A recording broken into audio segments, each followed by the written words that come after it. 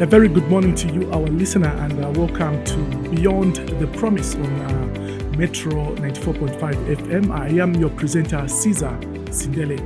Today, we are joined by seasoned lawyer and veteran politician, State Council Wynter Kabimba, who, despite leading his own party, the Economic Front, has publicly backed Republican President Hakainde Hichilema and his administration ahead of the imminent general elections scheduled for August 13, 2026.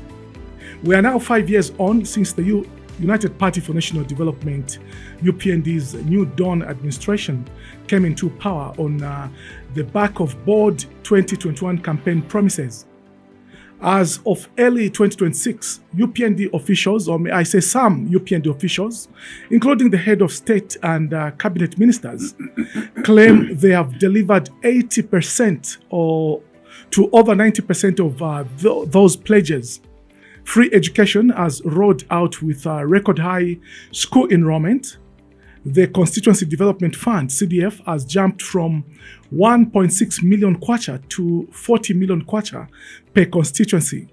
The government points to the recruitment of thousands of teachers, health and defense personnel, the removal of violent political cadres from markets and bus stations countrywide, and a completed debt restructuring deal as proof of delivery, among others.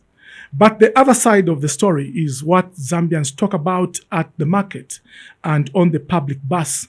The cost of living is high. Mealie meal and fuel prices are still a burden. And load shedding recently persisted due to drought despite promises of energy diversification. President Wynter Kabimba of the Economic Front, good morning and welcome to the interview. Good morning, Caesar, and good morning, dear listener. Well, good to have you. I think for the first time here on Metro, you and me are having this interaction. It's been quite a long time. It's nice to see you from Kitwe. Yes. How's the party doing? We are okay. My colleagues are still here. Godfrey is here. Paul Chola is here. VP, I think he's just negotiating to park outside. Oh, you're here? What? Okay. So we are intact. You will not hear defections, from the Economic Front. We are a disciplined political party. Disciplined, indeed. We haven't heard of defections. No. But people have resigned from your party.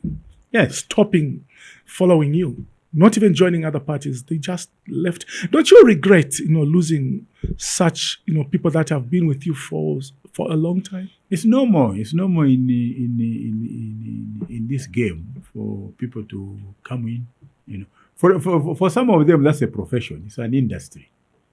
So you have to forgive them. What do you mean? It's an industrial profession. They hop. They jump from one political party to another political party in search of what God knows. So they just go around. If people were to give certificates, you'd find some of them with 4 or 5 certificates from political parties.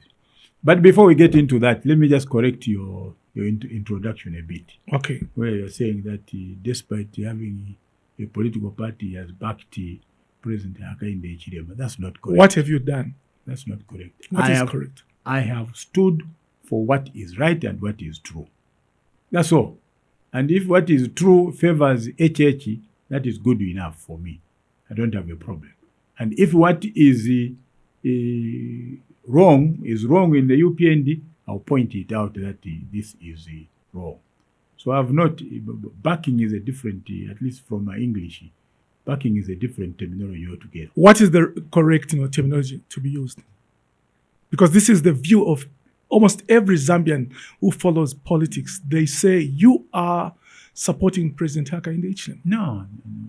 Supporting means I am a subscriber to the manifesto of UPND. Supporting means I am an active member in one way or the other of the UPND.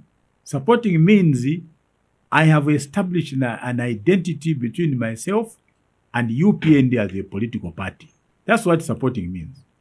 I'm not one of these. So what are you doing? What I have done, what I'm doing is to come to a program like this, and when you ask me, what is it that UPND has done that you think is right?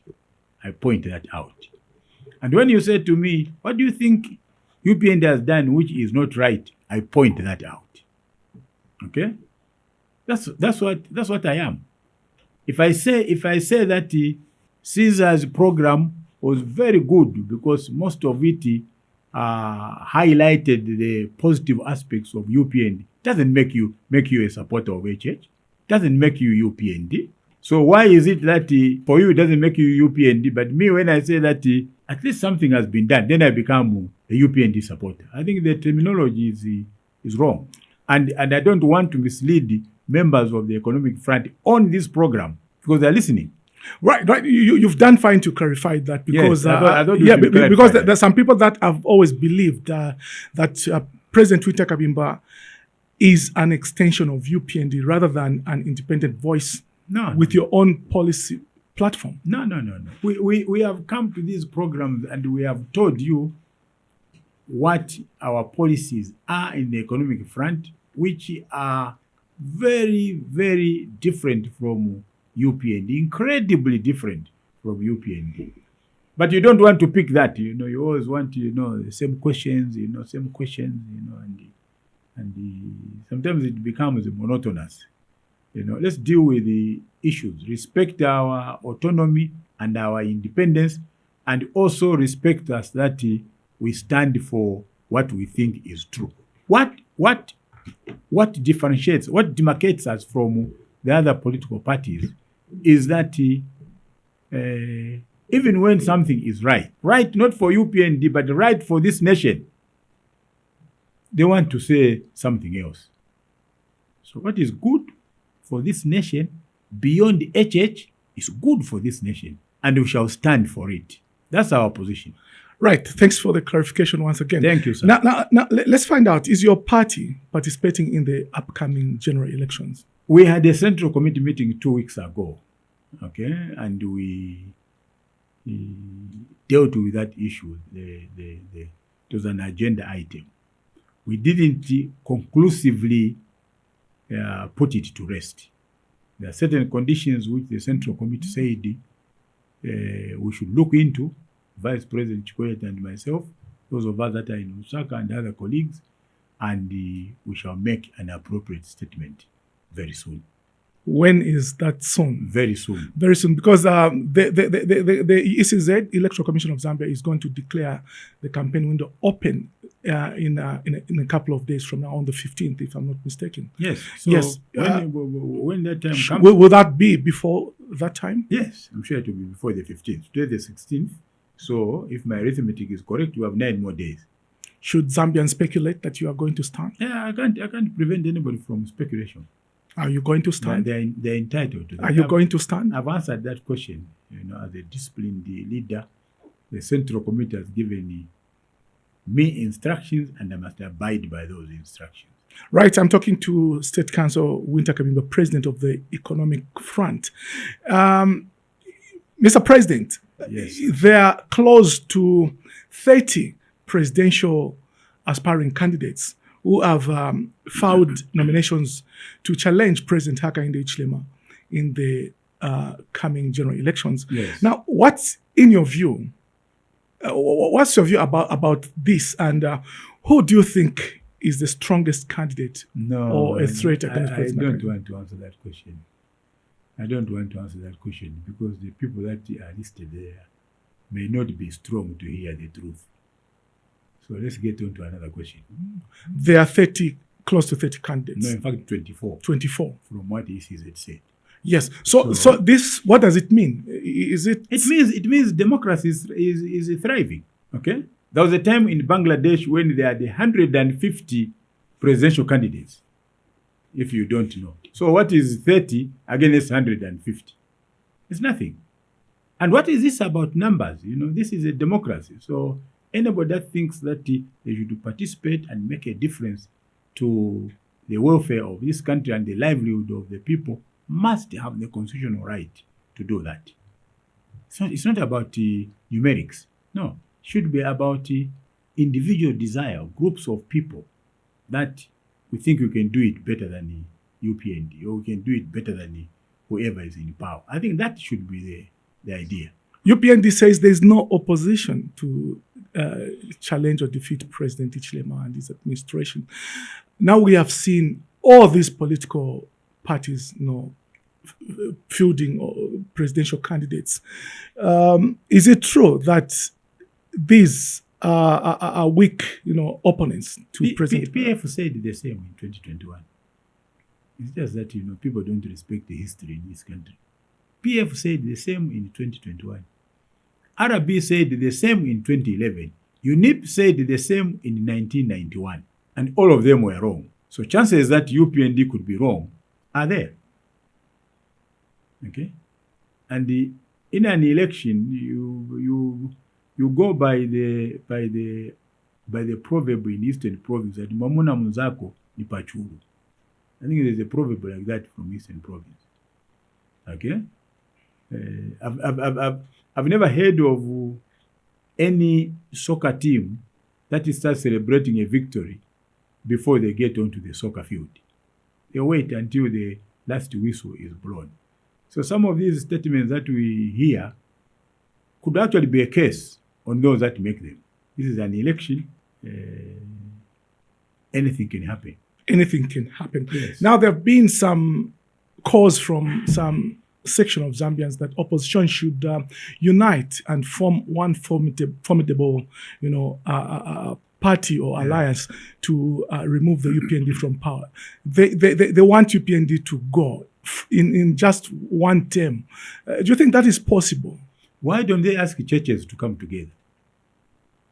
Why don't they ask churches to come together? All these churches pray to one God. Maybe because... Why do we have so many churches? Why doesn't the public say, all of you are wasting our time, just get together so that we have one big church? Why is it so peculiar for politics? And why is this about removing one person? That's where we have gone wrong. The issue here is not HH as a person.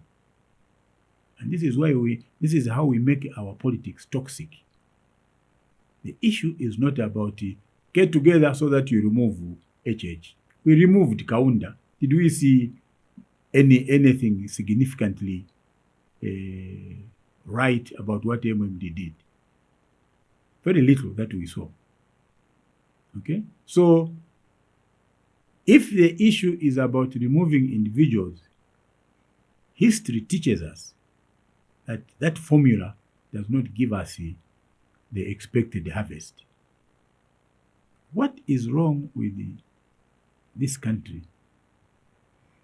is the problem of an economy which was structured by our colonial masters.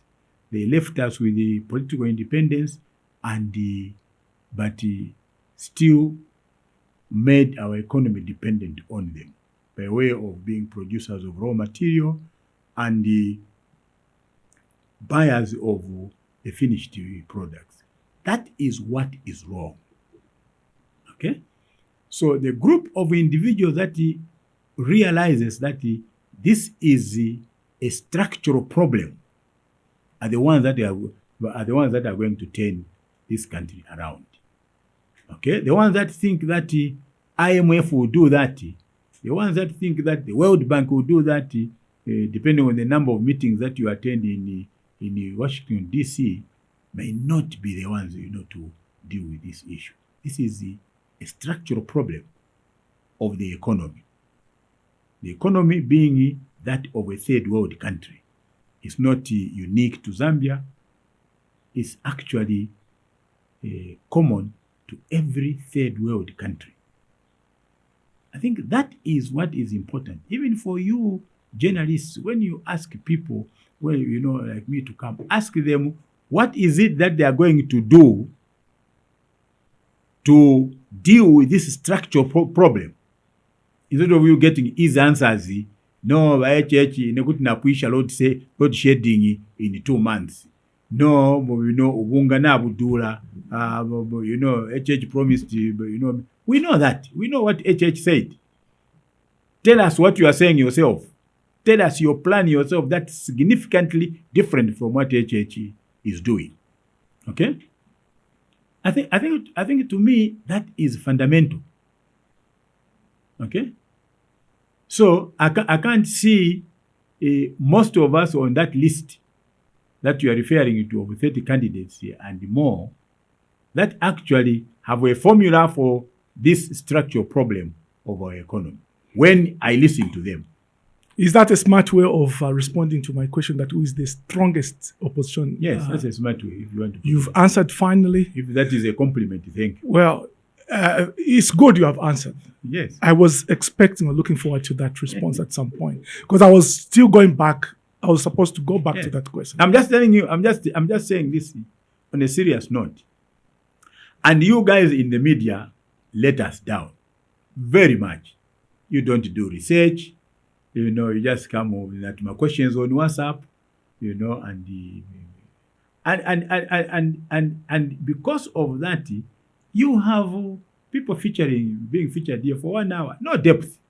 There's nothing new that they're saying. Even as they're talking about I'm sure you specifically know who you're talking about. Yes. Not us here. No. We are not defending ourselves. There is a relationship between those of us that are in politics and the media. Okay? There is a symbiotic relationship that the public depend on both of us.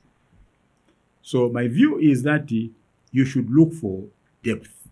Don't look for simplicity. A lot of the discourse that takes place on radio, in the print media, is very simplistic. Okay?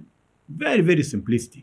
Let's deal with issues. Let's deal with we are dealing with issues right here. Yes. Now you've given your position on these candidates from the opposition political parties that want to challenge President Hichilema. Now let's look at this. What's your take on the opposition's policy alternative if Zambians feel the new dawn has not reached their table? Which opposition political parties? Well, I their don't know. policy to remove HH, What do you mean? That's what exactly. Well, that's what I hear. That's what I hear. Which opposition political party has a policy on agriculture? Which political party says, apart from EF, says that the problem that we have is not about irrigation, like UPND puts it. The problem that we have is that the majority of farmers are small-scale farmers and peasant farmers. So if you really want to move in the direction of food security and food sovereignty, you must empower this group of people. Because the alternative irrigation program about UPND requires massive investment in mechanization. Okay? And these guys do not even have security to offer to banks for them to buy center pivots, for them to produce beyond what they can produce or compete with the Zambia, for example. I've heard the president make comparisons between, Zambia produces so many tons of maize per hectare, and look at this small-scale farmer, he produces half of that. Yes. What is important is the aggregate of the small-scale farmers. Okay? The aggregate. If you put 10,000 of these small-scale farmers together, they can beat Zambia. What is important is to have a FISIP, Farmer Input Support Program, that is going to make people graduate from the system instead of making them perpetually dependent on the system. Tell me which opposition leader says that. Could it be? Everybody HH this, HH this, HH this. Okay? So we are telling you the solutions ourselves as the economic front. That is where the problem is. You can't be in FISIP for 20 years. Okay? You must be in FISIP whose program is graduated. So if you get free inputs this year, through your cooperative, you're going to get free inputs, next year and the third year.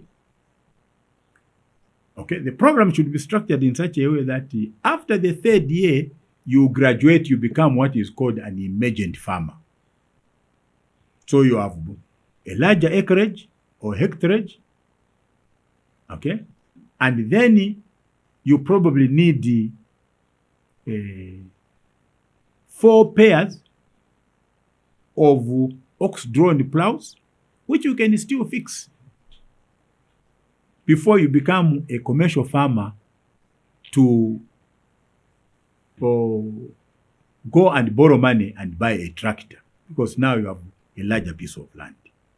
So we are talking about a FISIP which is graduated. The FISIP that UPND is implementing today is the same FISIP that MMD implemented. It failed. It's the same, FISIP that PF, implemented. It failed. What makes UPND that this is going to give them different results? That's what we are saying.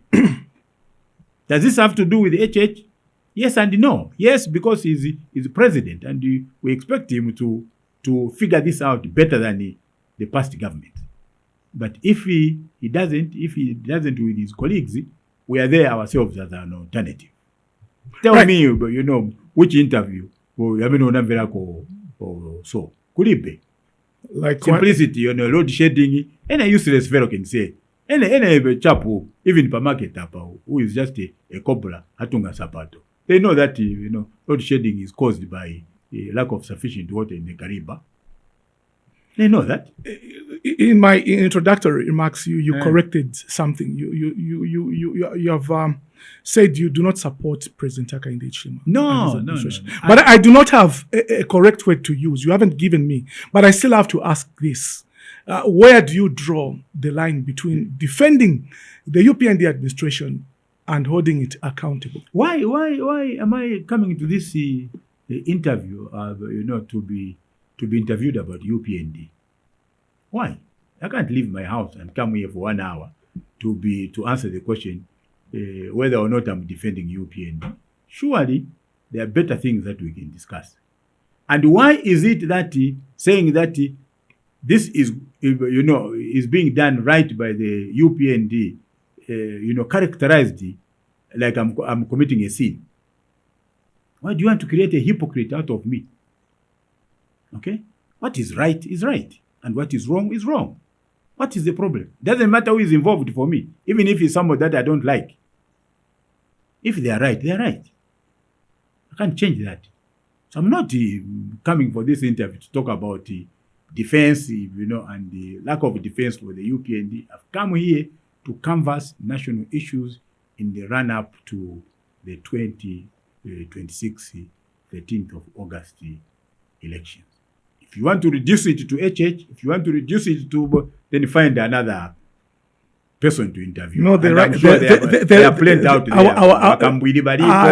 The right person is State Council. Then ask me the correct question. The correct questions are these. I know you are a very good politician. You know how to respond to questions, very careful. We're not trying to drag you into defending the UPND. It was just a clarification.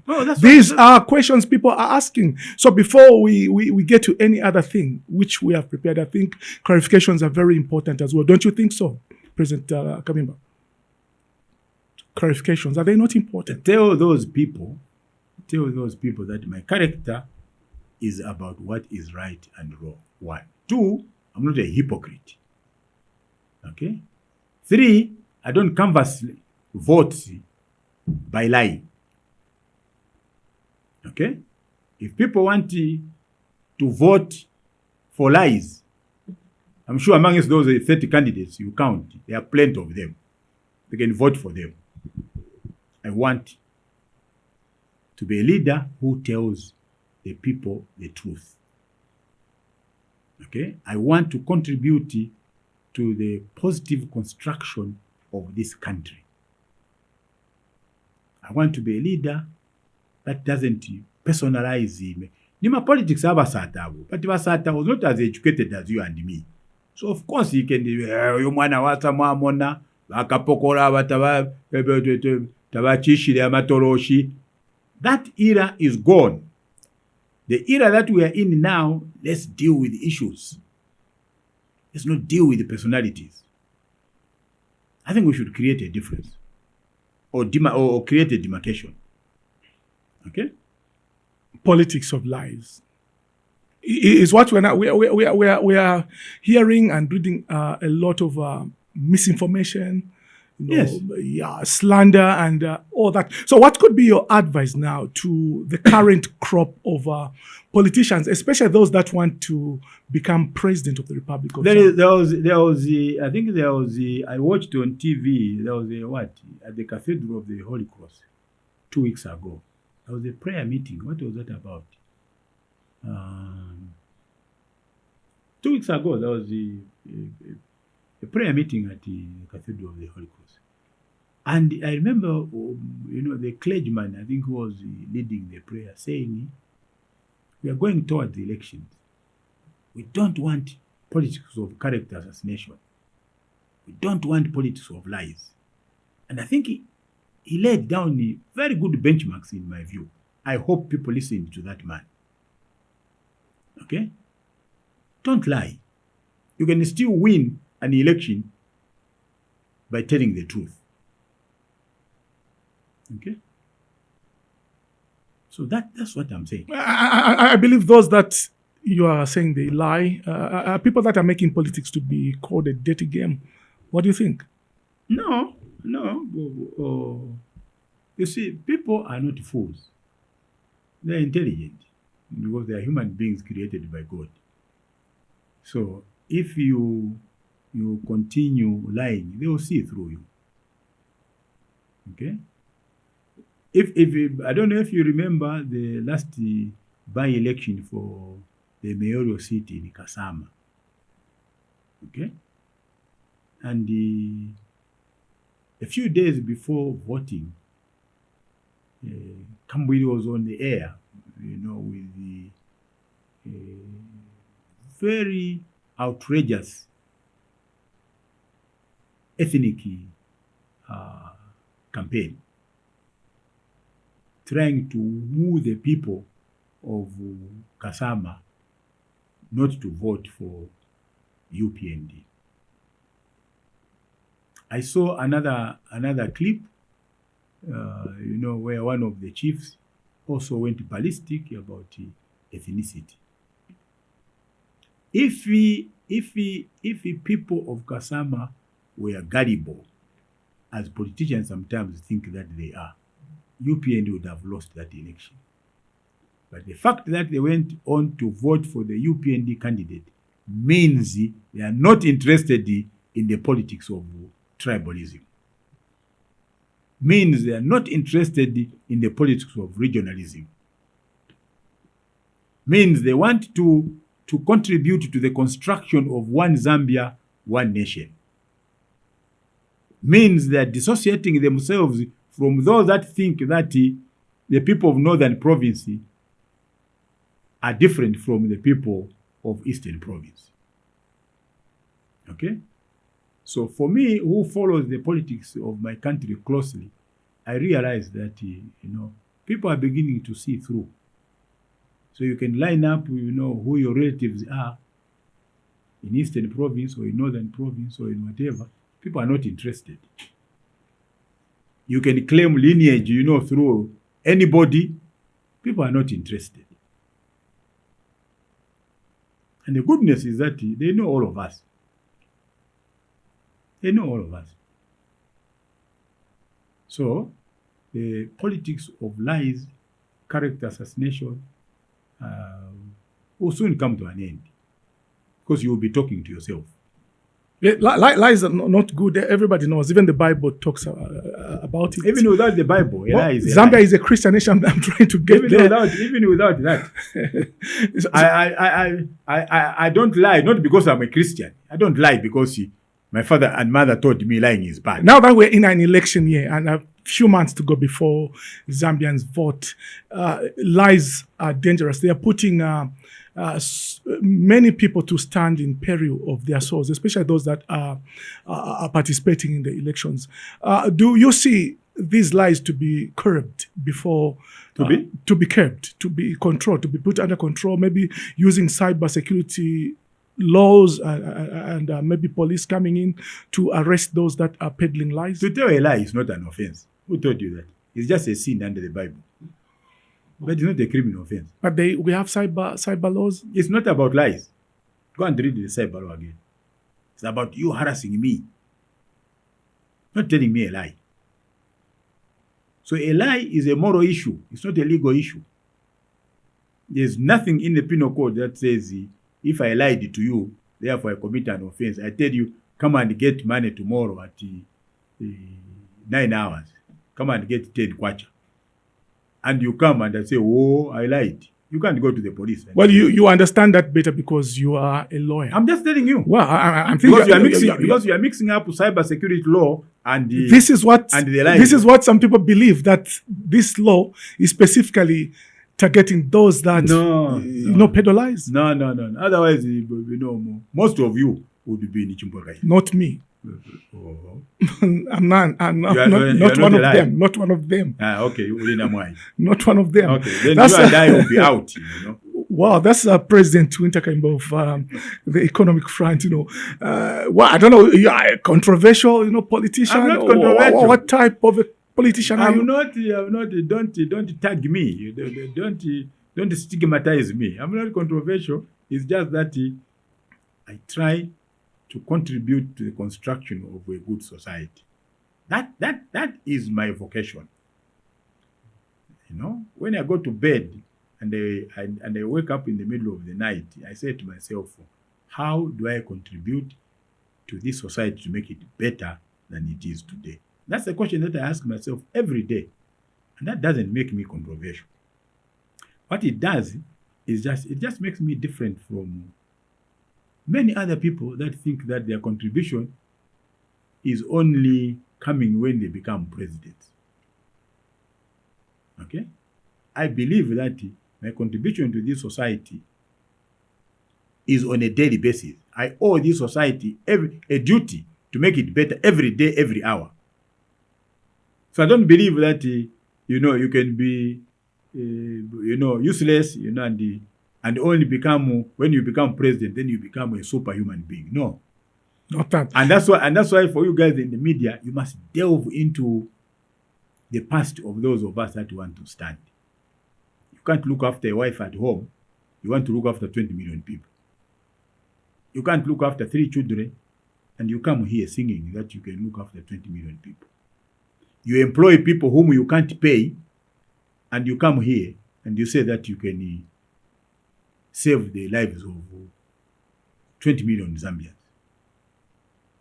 I think that's the hypocrisy. Yeah, you've won hearts of a lot of people because of your consistency, and they say you are a credible voice in Zambia's politics. I haven't heard that. I'm hearing from you. You can't, maybe because you are in mainstream politics, and sometimes you may not hear what is being discussed regarding you on the ground. The landscape is wide. Okay. Now, President Kabimba, your take on UPND's performance in the 5 years they've been in power. Earlier on, I talked about claims from some UPND officials that they have scored 80% or 90%. They have done fulfillment by... is that a fair reflection of reality? Listen. Well. Listen. Did you get my question? Yes, unless you want to expand it. Since you got it, it's fine. You can respond. Listen. There is no doubt. There's no doubt that UPND in almost all areas, and I know PF don't want to hear this, have done better than PF. Because you are with PF, so I'm sure it's the party that you can be mentioning from time to time. No, it's not even there today anyway. Well, you've mentioned it. It means... I'm talking about the PF period. Let me complete the sentence. All PF right. period. Okay? Especially the ECL period. 2015 to 2021. I think most of those years were wasted. Except for infrastructure development. Except for infrastructure development. they tried that. So, comparatively, one would safely say the UPND has scored some successes. They could have done it better. And they probably could do it better if they don't start sliding into the iniquities of PF, the practices, bad practices of PF, which are beginning to emerge. That may become a problem for them. That would be the summary of my answer. Right. You're saying they are sliding into the iniquities of the Patriotic Yes. Front. What are those? Can you cite some? Yes, I can. For example, the other day I was going to the office. There were 2-3, I think, open trucks and a bus of UPND clad cadres singing and banging, and not obeying traffic rules. Exactly what PF was doing. The same stupidity that we saw under PF. Sorry to use the word. The same thing that annoyed people so much to begin to hate PF. UPND are doing it today. With your cadres that are going to bury a member of the party, what is wrong with you jumping into buses orderly? When you find the robots, are ready, you stop. When they give you way, you continue. What do you find a problem with that? Mr. Mwalitet, as provincial chairman, why can't you control that? Why do you want the same indiscipline that was nauseating to people under PF start rearing its ugly head under UPND? Why? Why do you want to please your cadres by doing wrong things? Why? Why do you think that you can get order out of indiscipline? I don't understand myself. So, my appeal to UPND, if you call that support, is that put your house in order. Stop reminding us about PF, because PF was bad in many things. Stop reminding people about PF, because if you do, they will give you the same judgment that they gave to PF. That's my view. Right. That one came in as a rider to my earlier question about their, Which one about the fulfillment of the UPND's pledges, which you have responded very well. Now, I want to just get your position on the 80% or 90% claim of the fulfillment. Is this just not political messaging ahead of the polls? Look, we don't have a survey system. We don't have a poll system in Zambia to determine, is it 70%, is it 80%, is it this? We don't have that, So otherwise we'll be delving into the arena of speculation. Okay? I think the modest way of putting it is what I have said. Certainly, we have seen better performance of government than we saw under PF. Okay? Definitely, that I can say for certain. Right. But to get to percentages, I'm not sure about the percentages. Okay. Would you love to share with us the areas where UPND has done very well? Well, some of them, if you feel like certainly in terms of restructuring the debt, which was an albatross around the neck of our economy. Albatross, is that a bird or something like that? It's not. You have to use a Law's dictionary to find that word. I think they have done well, because that debt portfolio was strangling us, and I've said that I'm not a believer in the IMF, but UPND had no choice but to speak to the IMF, because if they had not done that, the creditors that we owe money would not have wanted to deal with the UPND. Okay? So I think to the extent that they've managed to negotiate and restructure the debt to give it a longer lease of repayment, I think they've done a good job. More so that they were not responsible for that debt. It was contracted by PF. the pace of recruitments in the teaching service and in the health sector, I think they have done quite well. Not that they have been able to beat the numbers. I know this is administrative. The recruitment of teachers is administrative. But in my experience in government, I don't think that any government ever employed 30,000 people at one go. That's unprecedented. Okay? Yes, that's unprecedented. That they've done well. Okay. However, that's just the tip of the iceberg. It has no impact on the unemployment figures obtaining now. And how do you figure this out? You can tell from the applications. They advertise for health workers, 150,000, 200,000 people apply, and they only want 30,000. So 170,000 people have to remain outside. And also, the recruitment process is not very clear. It's not very transparent, unfortunately. So, for people outside there, they think that they have been left out because they have no connection. Let me tell you this experience. I found one man in the educational sector. And I said to them, somebody came to me and said that they applied last time and they were not picked. And they have applied again now and they have misgivings whether or not they will be picked.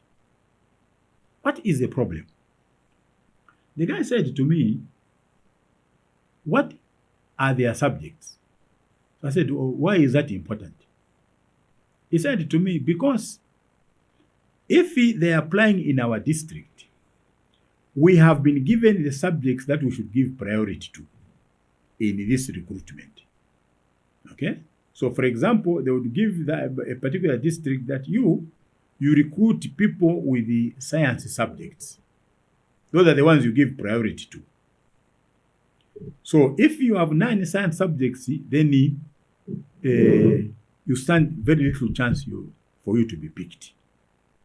And then another district would be given another set of subjects and another. And I said, I didn't know that. And nobody is able to explain that to the people. Okay? They have a good method, I think, of evaluating people. But the people out there don't know that this is based on some benchmark. They just think that I've not been picked because I don't have connections. So I learned something from this man. So the point I'm making is this, that the government must go beyond what the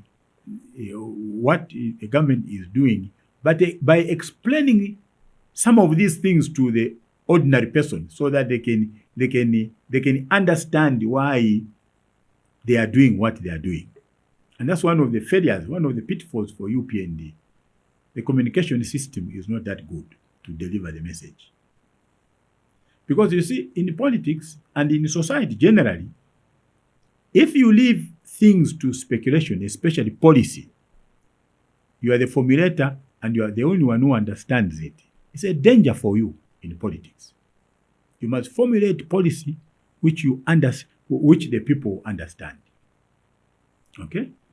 One of my friends this morning was telling me the story that now there is a policy that they want your child to decide what they are going to do in grade 8. If they are going to do tourism, if they are going to do this, and they want to direct them in that, There are many people that go up to the university in first year, they still don't know what they want to do. How do you do that to a 16-year child who is in grade 8? But that is government policy which people don't understand. You have the new curriculum, which very few people understand. Even the teachers that are supposed to teach it don't understand. Even the unions that represent these teachers don't understand the so-called new curriculum. So if these groups of people do not understand, what makes you think that that curriculum will succeed? Okay? So, I'm bringing out these things in the hope that those that are listening, this is not about cadreism alone. It's not about just praising HH. Okay? This is reality on the ground. You are governing human beings. They're not interested in how many times you sing HH's name. They're interested in the impact of your policies on their daily lives. That's what they're interested in. Okay?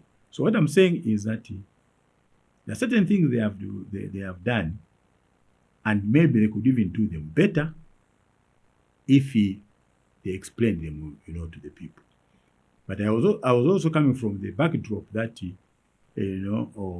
the recruitment figures have had very little impact on the general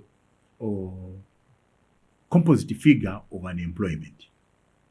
And if you remember, HH's position on this was that more youths will be employed. Okay? I drive on Independence Avenue. The same youths that I saw under PF, bagulisa ma newspaper, na tumachite to small things, na impwa, na ginger, they are still there. Same youths. So they have seen no difference between the PF and the now. They are still there. Okay? The ones that are here, Pacific Center, they are still there. So this is the group of people that the employment policy of UPND should have swallowed. And you swallow them by doing a program like the program we had done in PF, the National Project for Poverty Reduction. You give them skills. You take them to these vocational skills centers, so that the Chinese that are coming in to do construction can hire them. Because the construction industry is a very important industry. It creates employment. They are doing the road now on they are doing the Nampunde road now. They have localized the employment. So I'm driving from the farm. I find all the boys that are working. I know them. They are from the area. So they have stopped drinking 24 hours a day. They are now engaged. That's good. So the youth need to be sucked into this economy. And you suck them into this economy by giving them skills. This thing of, which is HH's perspective, that everybody should be a businessman. No, sir. There's no country like that. Not even in America, which is the biggest capitalist country in the world. Not everybody is a businessman. These gatherings at Mulungushi Conference Center, people know you have to be an entrepreneur, but as a youth, and they are a waste of time. They will not change the reality on the ground. What will change the reality on the ECO tried it. MMD tried it. How many times did ECO go to Mulungushi there and give youths money? 400 of them once wankala mujitejo singing ECO as a messiah. Okay? And they are given 10 penny, wherever they were getting the money from. This one 5 penny, hey, youth empowerment. Tell me which youth has ever come out of poverty through that 10 penny. Right. I take you back just to debt restructuring deal, yes. which is a step toward stability. Now, some people Zambians ask, if debt is restructured and GDP is growing, why has that not translated to lower food prices and more jobs? Because our production is still very low. Okay? What contributes to lower food prices is the production. That's what contributes to lower food prices. When you produce maize and you have excess, you have surplus, that even when you decide to sell to DRC, you still remain with the surplus. Okay? So, because you have a surplus, you have, everybody has maize. Storage is a problem. You have to offload your maize at a reduced price. If you offload your maize at a reduced price, then even the miller, will cut down on his cost and is going to reduce the price of milk. This is not a command economy. Gudisani, minimum at such and such a price. No.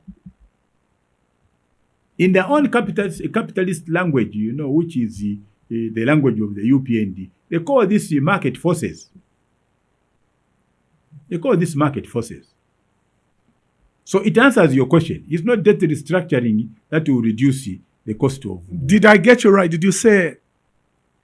Are you saying the UPND is a capitalist? Yes, it is. It's a right-wing political party. Right. I'm surprised if you don't know that. Well, that's your honest answer. It Yes. sounds okay. Now, lastly, as we get to the close of the show, CDF increased from 1.6 million kwacha to 40 million kwacha today per constituency. As a party outside the alliance of the UPND, what oversight are you calling for to ensure it does not become a 2026 election slash fund rather than sustainable development? It's very difficult to monitor CDF. Very difficult. Because the people involved, that so-called CDF committee, is not accountable to anybody. That group is not elected by the people, unlike the councillors. I can go to the council, Lusaka City Council, and ask them for the minutes of the last meeting. If they know local government, they are supposed to give me those minutes. In fact, I'm supposed to pay for them. And I can go through and check what they resolved, which is not even the case now. They can't, even if I said I want to pay, they can't give me because I'm opposition. That is how ridiculous, multi-party democracy has become in our country. But the local government that I worked in, I can go to the council and pay for copies of the council minutes. And I can go through and find out what those that were elected by the people have resolved. There's no law that obliges the CDF committee to give me that detail. So it's difficult to monitor CDF. How do you monitor it? You monitor it on the ground. I come from Shibunji district. I have a small investment there. I can tell you that I haven't seen CDF. Apart from Kabridge Kamozi, na karodi kena ngukamele wana paving ako, so after the during these rains is back to zero. It has no drainage. So in short, you have seen some development using CDF. The bridge. If you call that Kabridge, instead of saying you haven't seen anything, you haven't seen CDF. No. You've mentioned of significance. Let me put it this way. Of significance, because you are communicating information to the public. Yes. And we expect you to be clear on whatever you are saying, because some people will believe you. You have influence. People will believe that in Shibuyunji there is no development using CDF. They'll take it that way because it's coming from Wynter Kabimba, who is a seasoned politician. Let me put it this way. If you are talking about 30 million this year, 40 million this year, 40 million another year, 40 million, how many are 40 million and 30 million? 103 of them is 120 plus 30, 150 million in 4 years. I haven't seen the development in Shibuyunji that can account for 150 million kwacha. I think that's a better way of putting it. You've put it right. Yeah. Your concluding remarks, President Wynter Kabimba. Thank you for inviting my colleagues and I to Metro station. I hope you have gotten my point. Please, let's move away from this shallow discourse. Okay? When other people come, you don't even show changes. But when it is me, the state council, I don't hear you as The good thing I know is you really like me. You like me. Of course I do. So you are at liberty to say anything. I've enjoyed this interview, I must say. Of course I do. And when I heard it was you, I told the Vice President Chikwete, I said, let's go. Other guns at Itayopa if we don't go. And let's arrive ready. All right, now. So thank you, man. We appreciate your time. We are exceedingly grateful that you've made it out of your pleasure schedules. Well, this will do for the Wednesday edition of Beyond the Promise. Our guest was Economic Front President, State Council Wynter Kabimba. Join us on Saturday at the same time when we bring to you another interesting studio guest. My name is Caesar Sindele. Have a good day.